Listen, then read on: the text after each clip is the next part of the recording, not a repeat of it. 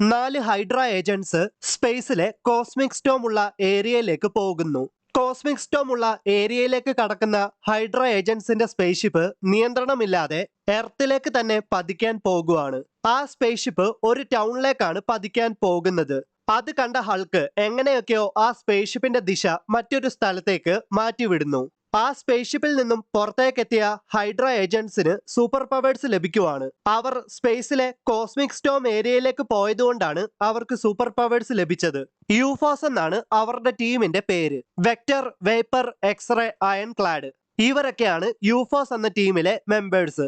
എന്തായാലും അവരുടെ പക്കലേക്കെത്തിയ ഹൾക്കിനെ അവർ ആക്രമിച്ച് തറ പറ്റിക്കുകയാണ്. എന്നിട്ട് അവർ അവിടെ നിന്നും അവരുടെ സ്പേസ്ഷിപ്പിൽ കയറിയിട്ട് എവിടേക്കോ പോകുന്നു. ഈ സമയത്ത് അവഞ്ചേഴ്സ് ടവറിൽ എമർജൻസി അലാറം മുഴങ്ങുകയാണ്. അവഞ്ചേഴ്സ് നോക്കുമ്പോൾ ഫ്രൈഡേയെ പോലും കമാൻഡ് ചെയ്ത് അവഞ്ചേഴ്സ് ടവറിന്റെ കൺട്രോൾ ഏറ്റെടുത്തുകൊണ്ട് ഒരാൾ അവരുടെ പക്കലേക്ക് എത്തുകയാണ്. അയാളാണ് ട്രൂമൻ മാർഷ്. അയാൾ അവഞ്ചേഴ്സിനോട് പറയുവാണ്, ഞാനാണ് നിങ്ങളുടെ പുതിയ ബോസ്. നിങ്ങൾ അവഞ്ചേഴ്സ് കാരണം ടെർജന്റ് വേവ് ഉണ്ടായിട്ട് ഒരുപാട് ഇൻഹ്യൂമൻസ് ജന്മം കൊണ്ടു. അതൊന്നും പ്രസിഡന്റിന് ഇഷ്ടപ്പെട്ടിട്ടില്ല. അദ്ദേഹം പുതിയൊരു ആക്ടില് ഒപ്പുവെച്ചു, ദ ന്യൂ പവേഴ്സ് ആക്ട്. ഇനി മുതൽ ഗവൺമെന്റ് ആയിരിക്കും അവഞ്ചേഴ്സിനെയും മറ്റു സൂപ്പർ ഹീറോസിനെയും കൺട്രോൾ ചെയ്യുന്നത്. CIA അരിസോണയിലുള്ള ഒരു ഹൈഡ്ര ബേസ് കണ്ടെത്തിയിട്ടുണ്ട്. ആ ബേസിന്റെ ഉള്ളിൽ എന്താണ് നടക്കുന്നതെന്ന് കണ്ടുപിടിക്കുക. അതാണ് നിങ്ങളുടെ അടുത്ത മിഷൻ എന്നൊക്കെ. അങ്ങനെ അവഞ്ചേഴ്സ് ഹൈഡ്ര ബേസിൽ എത്തി. ഇതേ സമയത്ത് യൂഫോസ് ഹൈഡ്ര ബേസിൽ ഉണ്ടായിരുന്നു. എന്തായാലും യൂഫോസ് ബ്ലാക്ക് വിഡോയെയും ഹോക്കൈയെയും കണ്ടുപിടിക്കുന്നു. യൂഫോസ് അവരെ പിടികൂടിയിട്ട് അവരെ വളയുകയാണ്. പെട്ടെന്ന് തന്നെ മറ്റ് അവഞ്ചേഴ്സ് അവിടേക്ക് വന്നിട്ട് യൂഫോസുമായിട്ട് ഒരു വമ്പൻ പോരാട്ടം നടത്തുന്നു. യൂഫോസ് അവഞ്ചേഴ്സിനെ ഡിഫീറ്റ് ചെയ്യുകയാണ്. എന്നാൽ പെട്ടെന്ന് തന്നെ ഒട്ടും പ്രതീക്ഷിക്കാതെ ഹൾക്ക് അവിടേക്ക് വന്നിട്ട് യൂഫോസിനെ ആക്രമിക്കാൻ ശ്രമിക്കുന്നുണ്ടെങ്കിലും ഹൾക്കിനെയും യൂഫോസ് ഡിഫീറ്റ് ചെയ്യുന്നു. ഈ സമയത്ത് ഹൈഡ്ര ബേസ് മുഴുവനായും എക്സ്പ്ലോഡ് ചെയ്ത് നശിപ്പിക്കുവാണ് യൂഫോസ്. എന്തായാലും കഷ്ടിച്ച് ഒരു വിധത്തിൽ അവഞ്ചേഴ്സ് ആ എക്സ്പ്ലോഷനിൽ നിന്നും രക്ഷപ്പെട്ടു. അപ്പോഴേക്കും യൂഫോസ് അവിടെ നിന്നും പോയി. പിന്നീട് ഷീൽഡിന്റെ ഒരു പഴയ ഓഫീസ് ബിൽഡിംഗ് തകർക്കാൻ ശ്രമിക്കുവാണ് യൂഫോസ്. പെട്ടെന്ന് തന്നെ അവഞ്ചേഴ്സ് അവിടേക്ക് എത്തുന്നു. അവഞ്ചേഴ്സും യൂഫോസുമായിട്ട് ഒരു ഫൈറ്റ് നടക്കുവാണ്. പോരാട്ടത്തിന്റെ ഇടയ്ക്ക് ഷീൽഡിന്റെ ഹെലി കാരിയർ ഹൈഡ്രയുടെ സഹായത്തോടെ യൂഫോസ് സ്വന്തമാക്കുന്നു. ഹെലി കാരിയർ ഉപയോഗിച്ച് അവഞ്ചേഴ്സിന്റെ നേരെ റെയിൻ ഫയർ ചെയ്യുവാണ് യൂഫോസ്. എന്നിട്ട് ഒരുപാടധികം മിസൈലുകൾ അയച്ച് ഷീൽഡിന്റെ ഓഫീസ് മുഴുവനായും തകർത്തിട്ട് യൂഫോസ് ഹെലി കാരിയറിൽ വാഷിംഗ്ടൺ DC പോകുന്നു. എന്നാൽ ഒട്ടും താമസിയാതെ അവഞ്ചേഴ്സും അവരെ ഫോളോ ചെയ്ത് പോകുന്നു.